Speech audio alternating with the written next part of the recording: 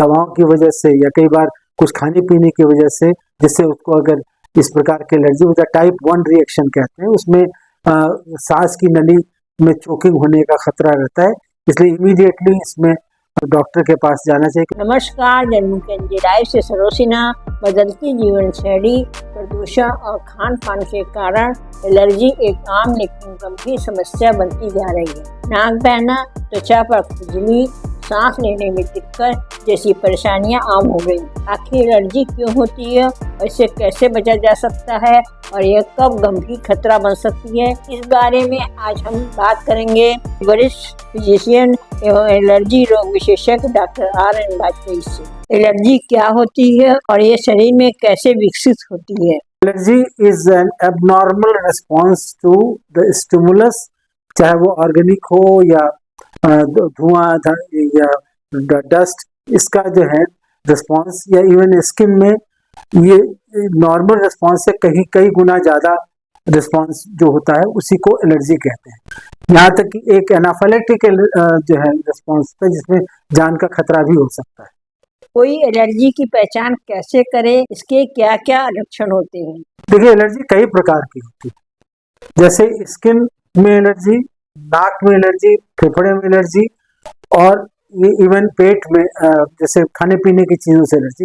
तो हर एक का जो मैनिफेस्टेशन है या उसके लक्षण है वो अलग अलग होंगे। जैसे स्किन में उसको खुजली हो सकती है, दिदोरे पड़ सकते हैं जिसको हम अर्टिकेरिया कहते हैं, एक्जिमा हो सकता है, नाक में नाक से पानी, छींक वगैरह आना, गले में खराश होगी तो खांसी होना, और नीचे उसका असर होगा तो सांस की तकलीफ होना। ये सब अलग अलग प्रकार की रिस्पॉन्स है, लेकिन कारण वही एलर्जी हो सकता है। तो ये अलग अलग जगह पे अलग अलग इसके रिस्पॉन्स होते हैं। एलर्जी और सामान्य सर्दी जुकाम में कैसे अंतर करें? सामान्य सर्दी जुकाम आमतौर पे मौसम के बदलाव के समय वायरल इन्फेक्शन के कारण होता है, जो 5-6-7 दिन में अपने आप धीरे धीरे समाप्त हो जाता है। लेकिन यदि एलर्जी किसी व्यक्ति को है तो ये जो सर्दी जुकाम है ये काफी लंबे समय तक या लगातार बना रह सकता है। जब तक उसका एलर्जन से एक्सपोजर बना रहेगा उसको ये प्रॉब्लम बनी रहेगी। तो ये एक लंबे समय तक चलने वाली प्रक्रिया है।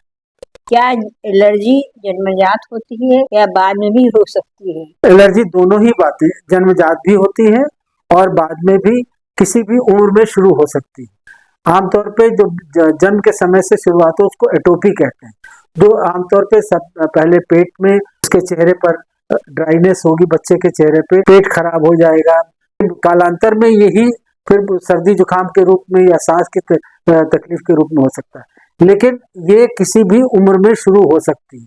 आमतौर पर जेनेटिक प्रीडिस्पोजिशन, दैट मीन्स कि माता पिता से या दादा दादी के थ्रू ये जो है जीन्स में आता है। 100 में से 50-60% लोगों में ये जेनेटिक होता है। धूल, धुआं, पराग, फूड एलर्जी, इनमें सबसे ज्यादा खतरा किससे है? ये सभी चीजें एक तरह से परेशान करती है। परागकण जो है वो उससे भी एलर्जी होती है। धूल धुआं तो एक कॉमन चीज है जिसके कारण से, क्योंकि धूल में बहुत तरह की चीजें होती हैं, उसमें परागकण भी होते हैं, उसमें एनिमल डेंडर भी होता है, उसमें जो है फंगस भी होता है। तो धूल में तो कई प्रकार की चीजें मिली होती हैं। तो ये पता करना मुश्किल होता है कि धूल में उसके किस अंश से इसको प्रॉब्लम हो रही है। लेकिन धूल जनरल लोगों को परेशान करता है। इसके अतिरिक्त जो है नमी, सीलन वगैरह, उससे प्रॉब्लम होती है। खाने पीने की चीजों से प्रॉब्लम होती है, और कीड़े मकोड़ों से दिक्कत होती है। तो इस प्रकार से एलर्जी होने के कई कारण हो सकते हैं। सबसे ज्यादा खतरा, जिससे सबसे ज्यादा एक्सपोजर और पेशेंट उससे सस्पेक्टेबल है, उससे खतरा है, वो किसी को किसी से खतरा है, किसी को किसी से खतरा है। इन सब में सबसे इम्पोर्टेंट जो पोटेंट एलर्जन है वो है माइट। माइट एक तरह का कीड़ा होता है जो माइक्रोस्कोपिक होता है, ऐसे दिखाई नहीं देता। ये आमतौर पे बिस्तर में, घर की धूल में, क्योंकि ये आदमी की जो सोते समय उस खाल रगड़ से गिरती है उसी को खा के जिंदा रहता है, और ये दुनिया के सबसे पोटेंट एलर्जन में से एक है। क्या तनाव से भी एलर्जी बढ़ सकती है? तनाव से हाँ एलर्जी बढ़ सकती है, लेकिन उसका कारण नहीं हो सकता। यदि आपको उसका ऑलरेडी अटैक है और उसमें तनाव होगा तो सिंपैथेटिक आउटफ्लो के कारण जो है वो प्रॉब्लम उसको हो सकती है, बढ़ सकती है तनाव से। लेकिन तनाव एलर्जी का कारण नहीं हो सकता। बच्चों में एलर्जी के शुरुआती संकेत क्या होते हैं और क्या यह उम्र के साथ खत्म हो सकती है? एक इम्पोर्टेंट सवाल है।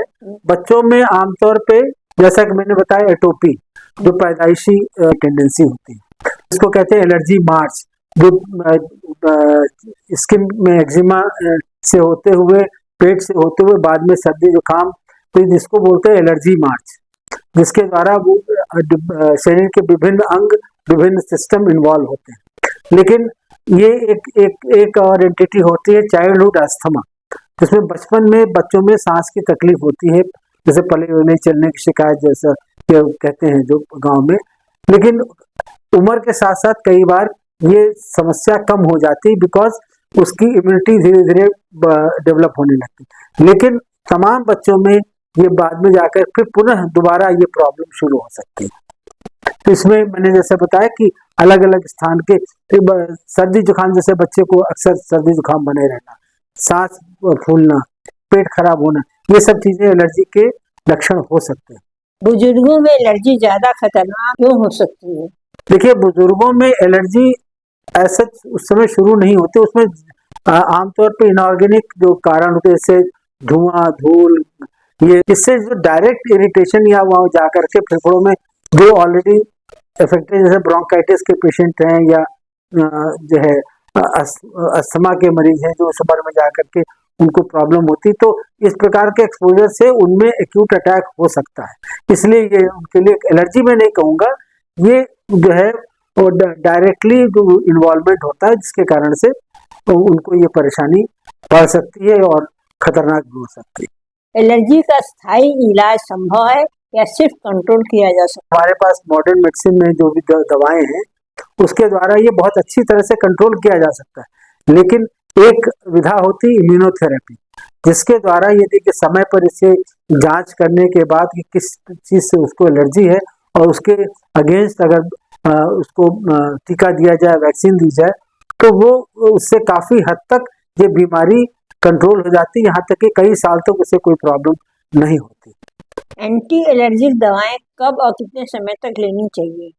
आमतौर पर एंटी एलर्जिक दवाएं जब प्रॉब्लम शुरू होती है तो उसी समय देना शुरू करते हैं, और ये कई महीने तक दी जा सकती है अगर पेशेंट को परेशानी है, और या बीच में यदि उसकी समस्या कम हो जाती है तो उसको बीच में ब्रेक भी कर सकते हैं।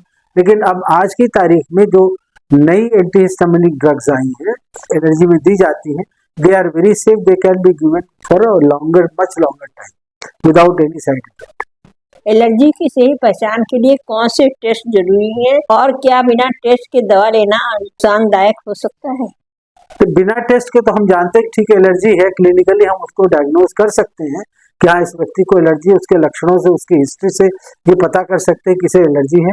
और जैसा कि भी मैंने पहले कहा, एंटीहिस्टामिनिक या bronchodilator can be given to control the symptoms. ऐसा कोई खतरनाक चीज नहीं, लेकिन यदि हमें उसका सही इलाज करना है तो उसकी एलर्जी की जांच होनी चाहिए और उसके अनुसार दवाएं, और यदि जरूरत हो तो उसको वैक्सीन, टीका भी अगर लगाया जा सके तो और अच्छा हो।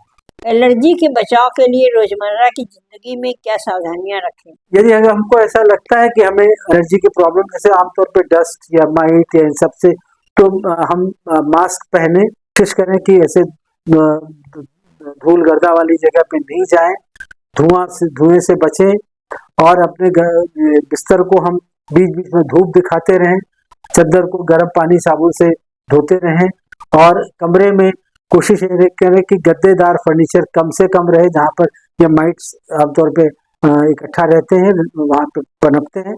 तो ये सब चीजें आपकी तकलीफ को कम कर सकती हैं, लेकिन सिर्फ इसको करने से उस पर पूरा कंट्रोल नहीं हो सकता। इससे कुछ दवाएं या और जो बचाव के स्पेसिफिक जो उसके तरीके हैं, वो जांच के बाद उसको अपनाया जा सकता है। क्या एलर्जी संक्रामक होती है? नहीं, बिल्कुल नहीं, संक्रामक बिल्कुल नहीं। जेनेटिकली ट्रांसफर होती है लेकिन संक्रामक नहीं होती। क्या आयुर्वेद, होम्योपैथी या घरेलू उपाय एलर्जी में असरदार हैं? ये बस कुछ समय के लिए, कुछ हद तक एक मरीज के संतुष्टि के लिए फायदेमंद हो सकते हैं, लेकिन इनका कोई डेफिनेट जो रोल उसके ट्रीटमेंट में, एलर्जी के ट्रीटमेंट में नहीं है। आयुर्वेद में कुछ थोड़े से रसायन हैं जिसके द्वारा इसको ट्राई किया जा सकता है। होम्योपैथी के बारे में ऐसा क्लेम करते हैं, लेकिन वो कितना किस हद तक वो कंट्रोल कर लेता है इसके बारे में मैं कोई जानकारी नहीं दे सकता। कौन से लक्षण एलर्जी को मेडिकल इमरजेंसी बना देते हैं जिसमें तुरंत डॉक्टर से संपर्क करना चाहिए? जैसा मैंने शुरू में कहा कि खतरनाक स्टेज होती है एनाफाइलेक्टिक एलर्जी, जिसमें खास तौर से अक्सर ये दवाओं की वजह से या कई बार कुछ खाने पीने की वजह से, जिससे उसको अगर इस प्रकार की एलर्जी हो जाए, टाइप 1 रिएक्शन कहते हैं, उसमें सांस की नली में चोकिंग होने का खतरा रहता है। इसलिए इमीडिएटली इसमें डॉक्टर के पास जाना चाहिए, क्योंकि कुछ इमीडिएटली एड्रेनलिन का इंजेक्शन देने की आवश्यकता होती है, तो इसलिए उसको डॉक्टर के पास तुरंत ले जाना। जिसमें अचानक बीपी फॉल कर जाता है, गले में अंदर चोकिंग होती है, जिससे सांस लेने में तकलीफ हो सकती है, तो ऐसी this is a medical emergency, और इसमें तुरंत जो है डॉक्टर के पास अवश्य जाना चाहिए, अस्पताल में तुरंत लेके जाना चाहिए। एलर्जी से परेशान लोगों के लिए आपका सबसे जरूरी संदेश क्या है? यदि एलर्जी की से व्यक्ति परेशान है तो पहले तो ये जानने की कोशिश करे कि भाई किस चीज़ से एलर्जी है, और फिर उसके बाद समुचित दवाएं, और अगर ज़रूरत है तो उसका हाइपोसेंसिटाइजेशन या वैक्सीनेशन जिसको हम कहते हैं, उसको लगाकर उसको हल किया जा सकता है।